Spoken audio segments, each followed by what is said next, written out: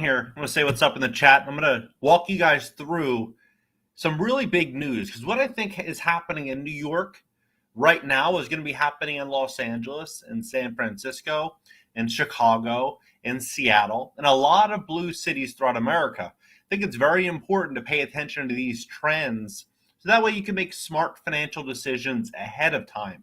You know, Stephen Croman, who's featured on CNBC, you guys, I'm going to say what's up first before I jump in here. So Stephen Croman, he was featured on CNBC, American Greed, and they depicted him as they called him the Bernie Madoff of landlords, and they had everything that they were going to say about him, that he's a bad landlord and that he was, doing illegal activities to increase rents and make the business more profitable for him and making it very challenging for tenants. I'm not sure if anything in that nature is true. I honestly don't believe it, but he has done extremely well for himself. Probably owns $1 billion, give or take, in real estate throughout New York. And he's liquidating a massive portion of his portfolio as of now, strictly because of the new policy changes and things that are going to be coming along. That's why I think it's so important to pay attention to this. He actually announced his liquidation of $140 million portfolio the day that de Blasio made his big announcement about a week ago. And when we're looking at this and we're paying attention to, I'm going to screen share this, paying attention to this, it's pretty unbelievable. So first and foremost, I'm actually going to start here. They're poised to ban background checks. So if you are a landlord and you want to know, some simple information like, do you have a job? Do you have savings account? Do you have decent credit? Just to gauge the level of risk that you're taking on. Just like when you go, buy a car or lease a car, they have the right, in my opinion, to qualify you for the purchase of that lease. Well, in New York, that's going to be changing. So City Council poised to ban tenant background checks. This came out today. The City Council came to a head with landlord groups this week over a bill that would severely undercut landlords' ability to run criminal background checks on potential tenants. Under the bill, on track to pass this month, landlords would be blocked from running criminal background checks on potential tenants before leasing the units. Legislation would apply to criminal cases that are pending. So anyone, for example, if they've had an eviction, they've had anything on their record, you're not going to be able to get that information to make a decision. The bill would apply to prospective tenants of apartment buildings, co-ops, condos, possibly affecting several million residents across the city. CBS New York reported Mayor Bill de Blasio has thrown his support behind the bill, and council member Stephen Levin, and a sponsor, in a statement reported by CBS New York, Levin said he upholds the bill as an opportunity to break down barriers in housing inequality. Safe and stable housing is a right every New Yorker deserves, yet conviction records continue to be used to punish and discriminate against people long after they've left the criminal legal system. De Blasio, right? So you're like, okay, that's kind of unfortunate for some landlords, right? But now this is going to, I think, be a very, very big impact for landlords. It's going to impact 37,000 properties throughout New York, 37,000 properties. And what they're doing here, the goal is to kind of regulate Airbnb out of business in New York and force all of those people that were otherwise going to stay in those units to hotels. So they're getting in the way of free market capitalism. And landlords and I've always said this, if you're going to buy a real estate deal and you're going to buy it, in New York or LA, you should buy the deal based on what you can generate at a bare minimum on a monthly long-term lease, not an Airbnb. Airbnb, you might be able to get a lot more, but if it doesn't work out, you have nowhere to fall back onto. The law will require Airbnbs to register with the city and maybe lights out for homes listed on Airbnb and other rental sites. A new law passed by the city council will require more than 37,000 New York city homes advertised on Airbnb to register with the city the legislation covers any short-term rental host and any platform that facilitates payments, including Booking.com, HomeAway, FlipKey, or VRBO. In order to register, applicants must certify that they are the owner or tenant, designate an area for guests, and affirm that hosting does not violate the terms of the lease or the law. The city would then confirm that the home is not public housing, rent regulated, city subsidized, or on the prohibited building list where the owners or management have forbidden short-term rentals. The registration system is modeled on similar steps like San Fran, Chicago, Portland, Santa Monica, other cities. It's expected to be signed. But this is very clear here. The legislation comes as the city seeks to revive its tourism industry. New York City hotels lost $4 billion in revenue as many rooms sat empty during the pandemic. Meanwhile, Airbnb, which took an initial hit, but then enjoyed a surge of business as people sought escapes, posted highest ever quarterly revenue of $2.2 billion. The new law is the latest in a series of efforts to buttress a frequently violated state law that requires an owner or tenant to be present in a dwelling rented for fewer than 30 days. The state law is policed by Mayor's Office of Special Enforcement, but that has proven practically impossible, according to the press release from Council member Ben Kallos, who introduced the bill. Housing should be for New Yorkers. Hotels should be for tourists. Think about that, right? You want to buy property. You want to use your property how you want to use it. And in New York, they're saying that you don't have certain rights over your property to have people stay short term, maybe generate some passive income or some secondary or third income stream. So we're looking at this. It's pretty fascinating to me to see that all this came out the same day. Both of these, the background check and Airbnb, came out the same day. And so what Stephen Croman has done to build, this guy, he is a very smart individual in terms of, I'm not talking about any of his accusations or anything like that, but to go from basically nothing to $1 billion in property, right? That's basically what he did. He went from nothing to $1 billion in property, and he's selling a lot of his properties, and he's doing so because of these new changes in housing, saying that essentially, from what I've read, that he has very little rights over his properties, and the policies are pushing him out of the city, right? So we're looking at that, and when you have more people selling than buying, obviously price goes down. When you have more people buying than selling, price goes up. What I think we're going to be seeing here is we're going to start to see more and more landlords saying, enough is enough. This is getting out of control. They're starting to realize that they're getting very little in terms of management and capacity over their properties. The city previously passed a law making it illegal to even list a rental that ostensibly does not comply with state law, but enforcement of that statute turned out to be equally difficult. Airbnb's internal controls, including one to prevent a single owner from listing multiple units, have also been readily circumvented, and landlords have struggled to prevent tenants from renting their units for short stays, which is forbidden in most leases. Right? We're like, okay, so background check, then we have that, and now this just also passed. This was yesterday, right? So that's December 8th. This is New York. This is December 9th.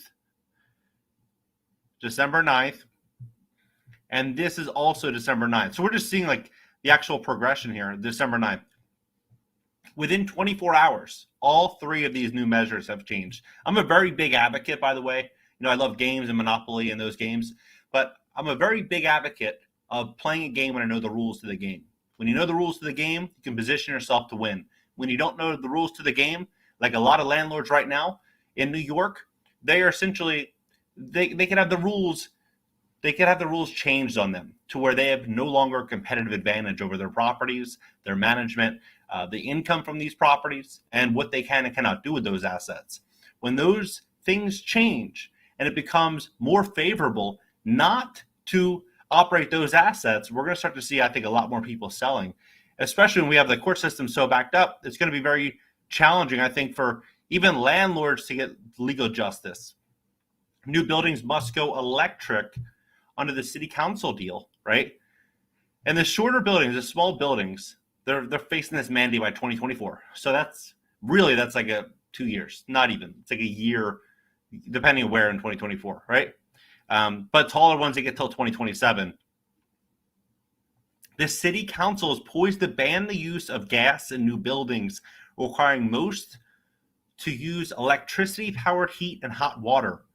Lawmakers reached a deal late Wednesday on a bill requiring new buildings shorter than 7 stories to go electric on January 1. So 1 year from now, essentially, all of these new buildings are going to have to go fully electric, which is going to be expensive. And taller ones after July 1, 2027, projects that get the construction documents approved before those dates will be exempt. But they're exempt from this law. They're not going to be exempt from the former video that I've done, 4 or 5 videos ago, talking about all of the new carbon metrics that are going to be put into place for real estate in New York. That is still going to be in effect. So there's going to be massive modifications to structures to be fully compliant by March of 2024, which is going to be, I think, a very, very big burden for a lot of landlords. But again, like this could actually be, we could be setting this whole thing could be setting everything up for a huge buying opportunity in New York, like a massive buying opportunity. Maybe in 2024, maybe late 2024 could be. But for me, what I define as a buying opportunity, I love New York. I'm here now. But I don't love these new policies. I don't love what New York has become. This is not, a place that I'd want to come back to inside of this current atmosphere, right? I liked New York a couple years ago. And if that comes back, and we have a lot of policy changes that happen, a lot of landlords step into financial hardship, you may see a situation where you could buy properties relatively inexpensively and, maybe even build out a home here.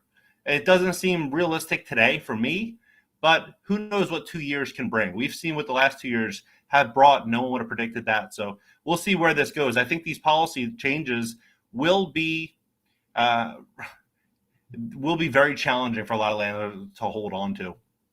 A building fewer than 7 stories, at least half its units are subject. So look at this. A building with fewer than 7 stories, so if you have a 5-story building, and if you have half of the units subject to affordable housing regulatory agreement, it's spared from the requirement of construction docs are approved before December 31st. So if you designate half of the building that you built to affordable housing and having them regulate, having control over that property, then they're going to say, okay, all right, half of your building, right? A new building that is taller and has such an agreement will have 2 more years beyond that. Some burning off fossil fuels in new buildings will be allowed, but not for heat and hot water. The measure allows for combustion of 25 kilograms of carbon dioxide per million British thermal units of energy, or more if it has nothing to do with the building's heat or hot water and is only used intermittently. That threshold rules out natural gas, 53 kilograms, and heating oil, 70, according to the U.S. Energy Information Administration, but the requirements do not apply to the use of fossil fuels when it is necessary for manufacturing or operation of a laboratory, laundromat, hospital, crematorium, or commercial kitchen. According to New York Communities for Change, a group that has advocated for the measure of city council will vote on the bill next week. The council is known to schedule votes only for bills that have enough support to pass. The evidence is clear. The immediate shift to requiring gas-free buildings is both feasible and necessary. A coalition led by NYCC, right? We have the technology and the skills to build electric buildings, many of which are already built or under construction across the city. So that's why Steve Croman and a lot of very successful landlords, I believe, are selling. Stephen Croman said in this article, at least that's what they said he said, was that he is selling the properties due to policy changes and the landscape for landlords in New York. And he said that, and then after the fact, we have these changes. In fact, someone emailed me yesterday telling me about what they're going through as landlords in New York, and really opened my eyes to a lot of information. I'm going to possibly have this person on live stream tomorrow on this channel to discuss what's really happening in New York, so we can look at what they've been through so far the last 12 months, what's changing right now, and what we can all do about it financially to get ready for a lot of these changes. I do think that New York could be a huge buying opportunity. Maybe in 1.5 to 2.5 years, we could really start to see a lot of deals start popping up.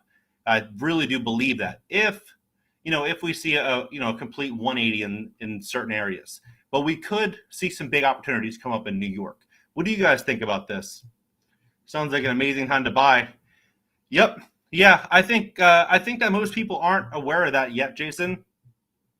But I do agree, 2024, when all these new changes come in, you might be able to go in there and essentially, what I think could happen is you go in there and you're generally like on a new inspection. When you're going out to buy a property, what you'll do is you'll have like a general inspection. You might have a sewer inspection, a roof inspection, mold inspection. Have these inspections done to get an idea of what it's going to cost you to get the property in the right condition, right? Maybe you find a big problem, like a sewer problem, that costs you 20 grand. What I think is going to happen here in New York is that new buyers that are going to be stepping in when they become aware of all these new changes, they're going to say, okay, you're asking $4 million or $2 million or $1 million for this multifamily property just outside of the city based on the current cash flow. Maybe it's pulling in $5 grand a month in gross income. Okay, it's $1 million, right? But the city's mandating XYZ changes to be done in the next 6 months or 12 months. And that's going to cost $200,000 or $300,000. So I'm not going to pay 1.3 for the property. And they don't have the 200 or 300 to put into the property, hypothetically. If you look at the changes that are required, it's very expensive. This isn't, something very simple where you throw a couple solar panels on the roof. You essentially have to almost rebuild the property in many cases. And so essentially what you could be doing is you'll have an advantage. You might be able to go in there and buy that property for $500,000 or less, and then say, but I'm going to be coming in with cash to handle all of these changes, all these modifications. I do believe there's going to be big opportunities. But I think that those opportunities are in front of us. And I think right now the New York real estate market is so hot that most people, they're not aware just yet, because all this just came out. Like I covered what happened last week in New York with the new deadline, but this just came out today, December 9th for Airbnb, 37,000 tenants, right? And then this is also background checks December 9th, right? Same day. And then this also December 8th. This came out yesterday. The laws are changing so fast in New York. So there might be some other changes coming too, to where, it really motivates people to sell and leave the city, landlords to sell and leave the cities. And it might be better for maybe an owner-occupant owner, where they can, go buy a triplex or a fourplex and live in the city. They intend to, live in that city and figure out a way to live there almost for free in some sense of the word. If you can live in one unit, rent out the adjacent units and be in the city. We'll see how New York kind of unfolds in the next year or two. But it is pretty wild to me. I was here last year to see what I saw then compared to what I'm seeing now. Now it's so crazy. Like, you really have to experience this for yourself. Whether you've been here or haven't, you come into the city, you experience it. It's a real wake-up call. It really is. If you're in Florida, like me, or in Texas or anywhere else, that's one thing. It's kind of like this whole thing's not that real. You come to New York, it's like, it's right in your face. I do think that we're going to see this big change come. I think it's going to be coming real soon. I'm going to update you guys. I think it's fascinating that Stephen Croman is liquidating his portfolio ahead of a lot of other people. I think that a lot of people are going to follow suit. What do you guys think about this? Yep. Let's see here. Generating more electricity. Private equity firms behind changes. They're politicians buying everything. Yep. And so, KKR is getting really heavily involved in residential real estate. BlackRock and obviously Blackstone, who just bought, I think it was Home Partners of America for, $6 billion. They own 17,000 single family homes. So yeah, a lot of the big private equity firms, they do have a lot to gain here, because there are so many ways to where they can make money hand over fist and control hand over fist.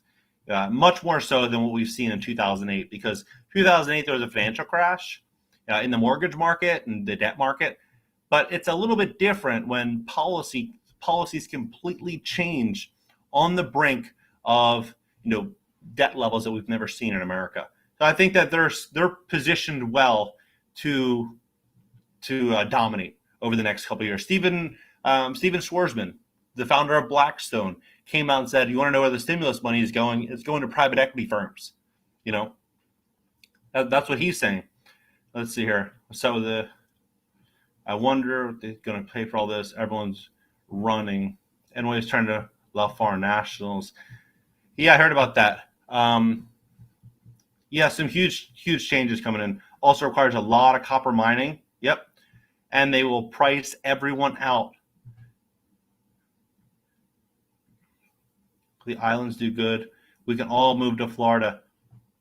I do think we could see Florida real estate pick up a lot more as people start to chase what they were used to throughout their whole lives. They're going to say, where I am right now is not what I'm comfortable with. I'm going to go to Florida. We could see real estate prices continue to pick up there for the next, 6 months or 12 months. Very possible. Canada is also very bad.